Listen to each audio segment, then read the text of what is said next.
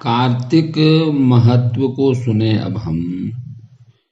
आपको पता है पुराणों की कथा तो नैमिषारण्य में ही होती है।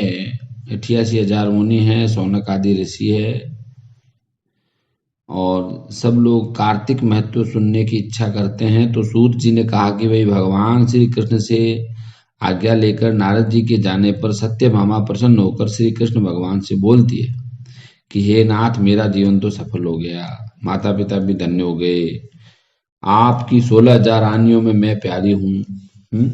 मेरे कहने से आप कल्पवृक्ष भी ले आए। ऐसा सत्यभामा ठाकुर जी को कह रही है, द्वारकाधीश को। लेकिन सत्यभामा कहती है कि ये कल्पवृक्ष मेरे घर में सदा लहराता रहे, जिसकी बात को मृत्यु लोक में कोई भी स्त्री नहीं जानती है। हे स्वामी, अब मैं पूछती हूँ, मैं आपसे जानना चाहती हूँ कि विस्तार पूर्वक मुझे बताइए, जिसे सुनकर मैं अपने हित का काम करूं, जिसके करने से कल्प के पर्यंत भी आप मुझसे विमुख न हो, भगवान हमसे विमुख न होवें, ये पूछा सत्यभामा ने। तो सूत जी ने बताया कि भगवान श्री कृष्ण ने हंसते हुए कहा, उसका हाथ पकड़ करके कल्प वृक्ष के नीचे गए, बोले देख, 16,000 स्त्रियों में तुम मुझे प्राणों से प्यारी हो, तुम्हारे लिए मैंने इंद्र से भी विरोध किया, झगड़ा हो गया।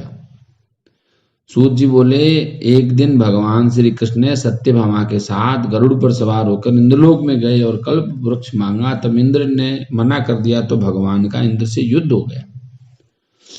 इंद्र भूल गया था कि गोवर्धन के समय उसका कैसे मानवर्धन गिरिराज बाबा ने किया था।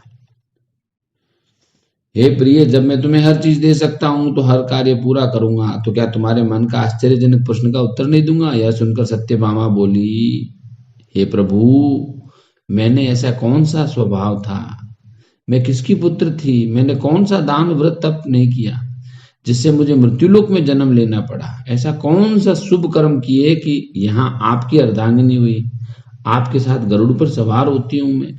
हे कांते, बताओ। तो द्वारकाधीश ने कहा, तुम पूर्व जन्म में किसकी पुत्र थी, क्या पुण्य किया, ये जान लो। द्वारकाधीश भगवान मुस्कुरा कर कहने लगे कि सत्युग के अंत में मायापुरी में अत्रि गोत्र में वेदों और यज्ञों को जानने वाले देव शर्मा ब्राह्मण थे। वे रोज अतिथियों की सेवा हवन करते थे, 5 यज्ञ करते थे।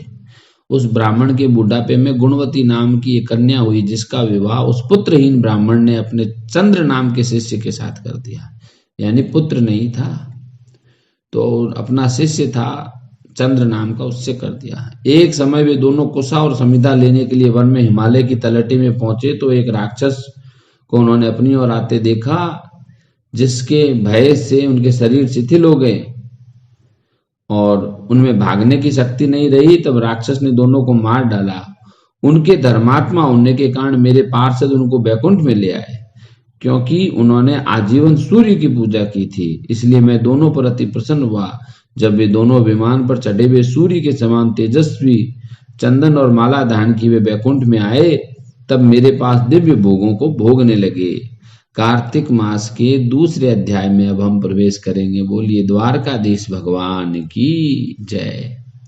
भगवान ने कहा दूसरे अध्याय में कि हे प्रिय, जब गुणवती ने राक्षस द्वारा अपने पिता और पति का मरना सुना तो रोदन करने लगी और कहने लगी, आप मुझे छोड़कर कैसे चले गए, अब मैं क्या करूं, किसकी शरण में जाऊं?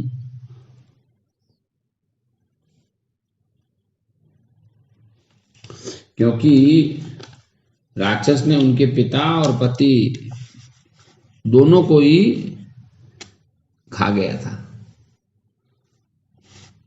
तो वह कोप करती हुई भगवान के ऊपर आई और श्री कृष्ण जी बोले, कुकरी के समान जब वह विलाप करती हुई पृथ्वी पर गिर गई, शोक समुद्र में डूब गई, उस गुणवती ने घर की सब वस्तुएं भी धीरे धीरे बेच दी, क्योंकि घर में कुछ कमाने वाला भी नहीं बचा। पिता भी गए, पति भी गए। उसी नगरी में विष्णु भगवान की भक्ति से तत्पर होकर इंद्रियों को वश में करके शांति से रहने लगी और जीवन पर्यंत एकादशी का और कार्तिक मास का व्रत किया, कार्तिक स्नान किया, जो कि मुझे बड़ा प्यारा है। पुत्र और संपत्ति मिलती है। कार्तिक की तुला राशि सूर्य निकलने पर महापापी जो भी प्रातःकाल स्नान करता है वे भी मुक्ति को प्राप्त होते हैं। जो मनुष्य जागरण भी कर ले, दीपदान करे, तुलसी का पालन कर ले, वे विष्णु के रूप हो जाते हैं। विष्णु भगवान के मंदिर में झाड़ना, स्वस्तिक बना दे, सातिया बना दे, विष्णु भगवान की पूजा करे और वह जीवन मुक्त हो जाता है। वह गुणवती हरेक वर्ष कार्तिक का पूजन करती, तुलसी सेवन करती, तुलसी का सिंचन करती, तुलसी के आगे दीपक रखती, पीपल के आगे दीपक रखती। एक समय जब वह गुणवती वृद्ध हो गई, ज्वर से पीड़ित हो गई, गंगा स्नान करने को गई, जो ही पानी में उतरी कांपने लगी, तभी आकाश से ठाकुर जी का भेजा हुआ विमान आया और शंख चक्र गदा पद्म लेकर के आयुधों को लिए हुए भगवान विष्णु के रूप धारण किए हुए उनके ही पार्षद, उनके जैसे दिखने वाले आ गए और प्रदीप्त अग्नि के समान कीर्ति वाली गुणवती भी विमान में बैठ गई अप्सराओं के साथ। कार्तिक व्रत का ये प्रभाव है। जब ब्रह्मादि देवताओं की प्रार्थना से मैं पृथ्वी पर आया तब वे गण भी मेरे साथ आए। हे भामिनी, यह सब यादव मेरे गण हैं और तुम्हारे पिता देव शर्मा भी इस जन्म में तुम्हारे राजा पिता सत्राजित हुए और तुम्हारे पति चंद्र शर्मा इस जन्म में अक्रूर है। हे देवी, तुम वही गुणवती हो जो कार्तिक के स्नान के प्रभाव से मेरे लिए अत्यंत प्रिय हो। तुमने तो मेरे लिए मन मंदिर के सामने तुलसी का बगीचा लगाया है, उसी से यह कल्प वृक्ष तुम्हारे आंगन में है। कार्तिक में जो पहले तुमने दीप दान किए हैं उसी के फल से तुम सुंदर देह और घर में लक्ष्मी देवी का निवास है, जो संपूर्ण व्रत आदि पति स्वरूप भगवान को अर्पण किए थे। इसलिए तुम मेरी पत्नी बनी हो और तुमने जन्म मृत्यु तक जो कार्तिक व्रत का उपवास किया है, इससे तुम्हारा वियोग मुझसे कदापि नहीं होगा। इस प्रकार कार्तिक में व्रत करने वाला तुम्हारे समान मेरा प्रिय होगा। सूर्य जी बोले, सत्यभामा जी अपने पूर्व जन्म का हाल जानकर बड़ी प्रसन्न हुई और ठाकुर के सामने मंद मंद मुस्कुराते हुए बैठ गई। बोलो लक्ष्मीनाथ भगवान की जय, राधा दामोदर भगवान की जय। तीसरे अध्याय में सत्यभामा जी बोली कि हे भगवान, आप काल स्वरूप हैं, आप काल के संपूर्ण भाग समान हैं। तब कार्तिक मास इतना श्रेष्ठ क्यों है? सब तिथियों में एकादशी, महीनों में कार्तिक आपको क्यों प्रिय है?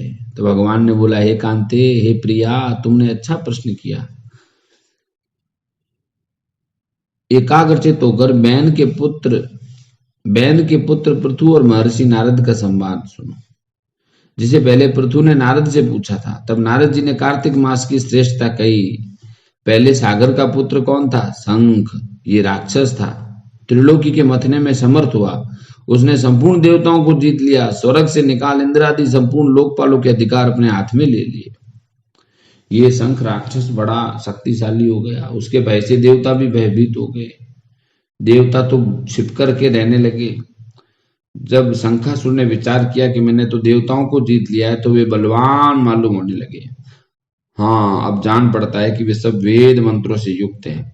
इससे उनके वेद मंत्रों का हरण करने से वे सब बलहीन हो जाएंगे। ऐसा विचार करके वह असुर विष्णु भगवान को नींद से ग्रस्त देखकर स्वयंभू ब्रह्मा जी के लोक में जाकर वहां से वेदों को निकाल कर चलने को तत्पर हुआ। तब वे उसके भय के मारे यज्ञ के मंत्र और बीजों समेत जल में प्रवेश कर गए। तब तो वह शंखासुर भी उन्हें ढूंढता हुआ समुद्र के भीतर विचरने लगा, परंतु वे एक स्थान पर कहीं भी प्राप्त न हुए। पीछे से ब्रह्मा जी सब देवताओं को संग ले पूजा की सब सामग्री इकट्ठी कर वैकुंठ में विष्णु भगवान की शरण में गए।